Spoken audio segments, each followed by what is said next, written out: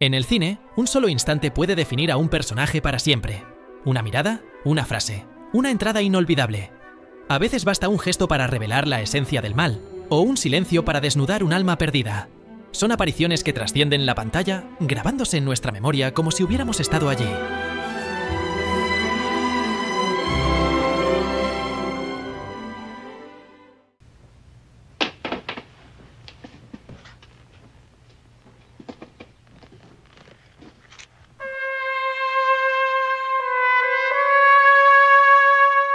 En El Padrino, Francis Ford Coppola introduce a Vito Corleone con una de las escenas más recordadas de todos los tiempos. La cámara se acerca lentamente mientras escuchamos a un hombre suplicando justicia. Y cuando por fin vemos a Corleone, no es con violencia ni con gritos, sino acariciando un gato con calma, escuchando cada palabra como un juez supremo. Marlon Brando no necesita levantar la voz para imponer respeto. Su susurro es más intimidante que cualquier amenaza. En segundos comprendemos que no estamos ante un simple mafioso, sino ante un patriarca. Un rey en la sombra, cuya autoridad se basa en el poder de la palabra y en una presencia que domina la habitación entera. I admire your luck, Mr. Bond. James Bond. En Doctor No, asistimos al nacimiento de un mito. La cámara lo retrasa todo, nos enseña primero sus manos, sus gestos en la mesa de Baccarat, hasta que por fin lo vemos encender un cigarro con absoluta calma. Cuando una mujer le pregunta su nombre, llega la frase que cambió la historia del cine. Bond, James Bond. En apenas segundos, Sean Connery establece un arquetipo de masculinidad fría, elegante y letal. No es solo la presentación de un personaje, es la creación de una marca que lleva más de 60 años viva. Esa entrada convirtió a James Bond en sinónimo de estilo y peligro, y sigue siendo una de las introducciones más icónicas jamás filmadas.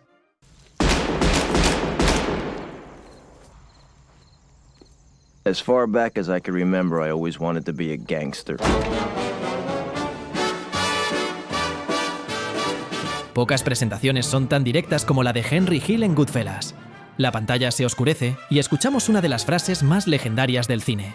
Con esa confesión íntima, Martin Scorsese nos abre la puerta al mundo del crimen organizado, no desde la épica, sino desde la fascinación de un niño que observa a sus ídolos en la calle. A través del montaje veloz, la voz en off y la mirada inocente del joven Henry, entendemos que la mafia no es solo poder o dinero, es pertenencia, glamour y destino. En segundos, el personaje queda definido como alguien seducido por un universo del que nunca podrá escapar. Con esa primera línea, Goodfellas no solo presenta a Henry Hill, resume el impredecible mundo de la mafia que definirá toda la película.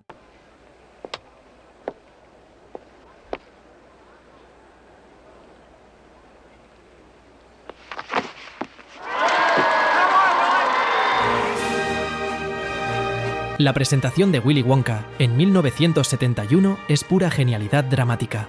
Ante una multitud en silencio, aparece cojeando con un bastón, frágil, casi acabado. Cada paso aumenta la tensión, hasta que de repente clava el bastón en el suelo, parece que se desmaya y se transforma en un acróbata que da una voltereta perfecta. En un segundo, todo cambia. El público no sabe si reír, aplaudir o desconfiar. Gene Wilder pidió que esa fuera su primera escena para que desde el inicio nadie pudiera distinguir si Wonka era un hombre honesto o un farsante. Y funciona. En esa entrada hay magia, humor, misterio y un trasfondo inquietante. Una presentación que no solo define al personaje, sino que lo convierte en uno de los más enigmáticos y fascinantes de la historia del cine.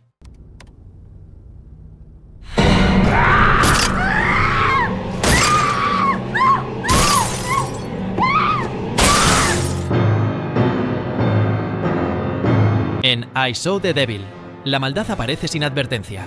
Una noche nevada, un coche se detiene para ayudar a una mujer indefensa.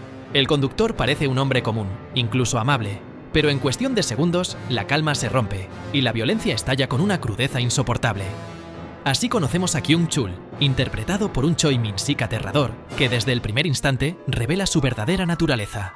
Un depredador implacable, incapaz de sentir compasión. Lo perturbador es la normalidad con la que lo hace, como si la violencia formara parte de lo cotidiano. Esa presentación no solo impacta, marca a fuego el tono de la película, sumergiendo al espectador en una pesadilla sin retorno. Una de las introducciones más brutales y despiadadas jamás filmadas. En La noche del cazador, el reverendo Harry Powell se presenta como un predicador enviado por Dios, pero con el mal tatuado en sus manos. Frente a su congregación, comienza a hablar de love y hate, usando sus dedos como símbolos en una parábola que parece bíblica, pero que esconde una violencia aterradora. Su voz suena firme, convincente, casi hipnótica. Lo inquietante es que no parece un villano que se oculte en las sombras, sino alguien capaz de manipular con la palabra y la fe. Robert Mitchum irradia un magnetismo oscuro que atrapa al espectador desde el primer segundo. Un falso profeta, un lobo vestido de oveja. En esa entrada entendemos que estamos ante una de las representaciones más escalofriantes del mal en toda la historia del cine. After this, I'm gone. No big surprise. You're looking for me.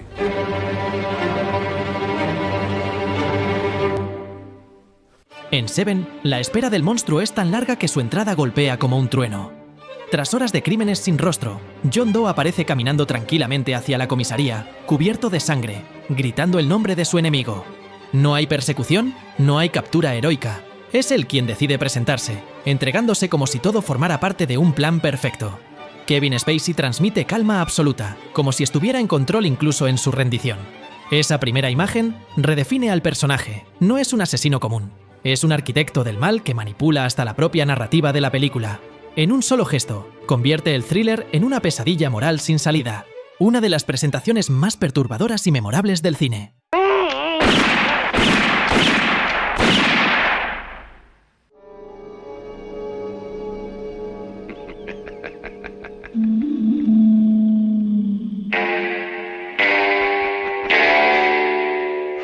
En El bueno, el feo y el malo, Sergio Leone nos presenta al mal personificado.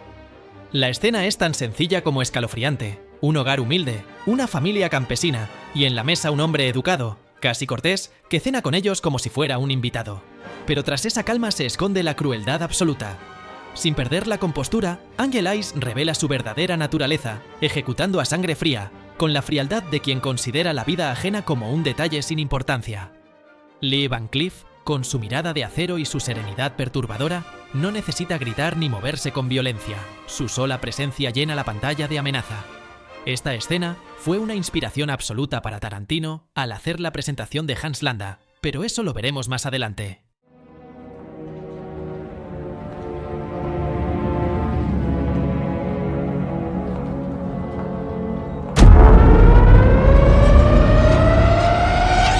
Pocas entradas han marcado tanto al cine como la de Hannibal Lecter en El silencio de los corderos.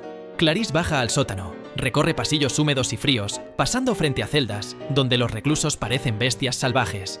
Pero cuando llega ante Lecter, la escena rompe toda expectativa. No es un loco furioso, sino un hombre de pie, erguido, tranquilo, esperando en silencio. Anthony Hopkins solo necesita una mirada fija y una sonrisa casi cortés para helar la sangre. Su voz pausada, educada, convierte cada palabra en amenaza. En segundos, comprendemos que este no es un criminal cualquiera. Es inteligencia pura, depredadora, disfrazada de civilidad. Una presentación inquietante y elegante a la vez, que transformó a Hannibal Lecter en un villano legendario. Well, you can look at it when you get in. Yes, sir. I got it under control.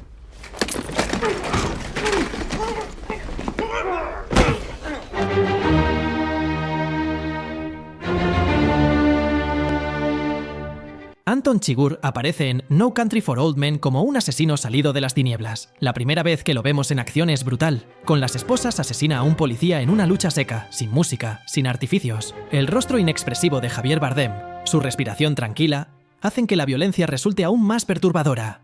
Poco después, en la carretera, basta una simple acción para revelar todo su carácter. Una solicitud amable a un señor mayor, para después matarlo con un arma para matar ganado. Chigurh no grita. No se altera, no disfruta, solo ejecuta con la frialdad de un destino inevitable. Esa presentación lo define como un ente imparable, casi metafísico, la encarnación de la muerte caminando entre los hombres.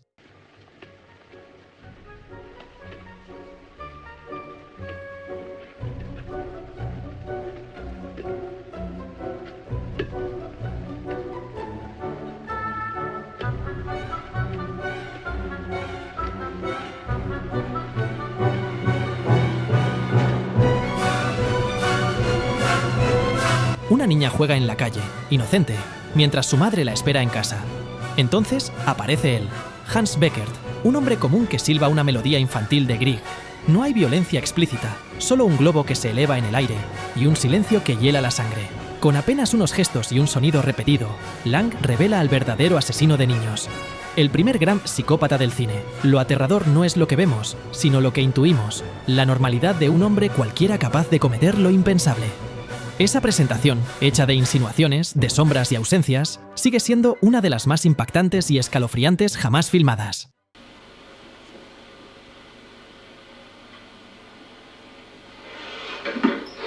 Do you mind if I sit down?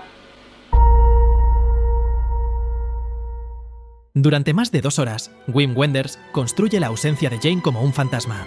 Su recuerdo está en cada palabra de Travis, en cada silencio, en cada carretera infinita. Y entonces, de pronto, aparece. Tras el cristal surge Nastassja Kinski, iluminada por neones azules y rosas. El impacto es devastador. No es solo un personaje, es la encarnación de todo lo perdido, de un amor roto que parecía inalcanzable. Verla finalmente, después de tanta espera, es como contemplar una visión sagrada. No hace falta que hable, basta con su mirada para que entendamos la herida de Travis y la magnitud de lo que está en juego. Esa presentación, más que un giro narrativo, es una revelación emocional, una de las apariciones más conmovedoras y poderosas de toda la historia del cine.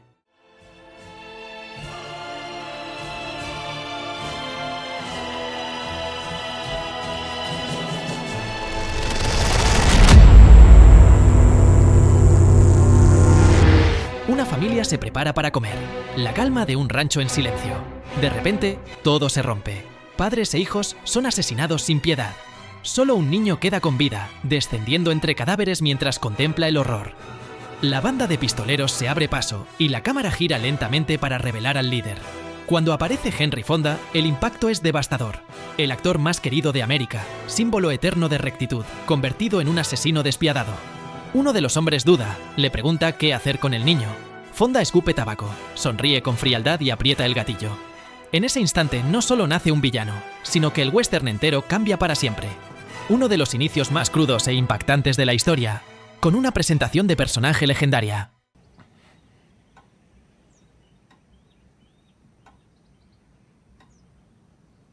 You're sheltering enemies of the state, are you not?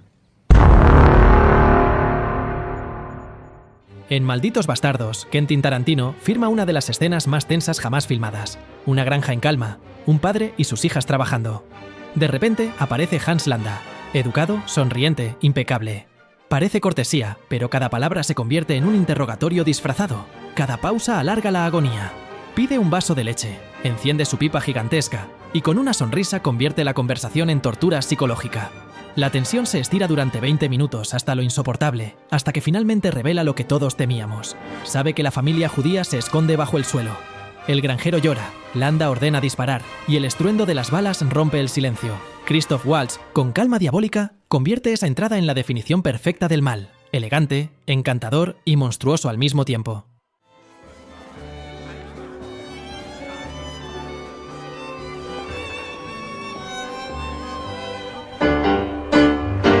En la lista de Schindler, Spielberg filma la mejor presentación de personaje de la historia del cine.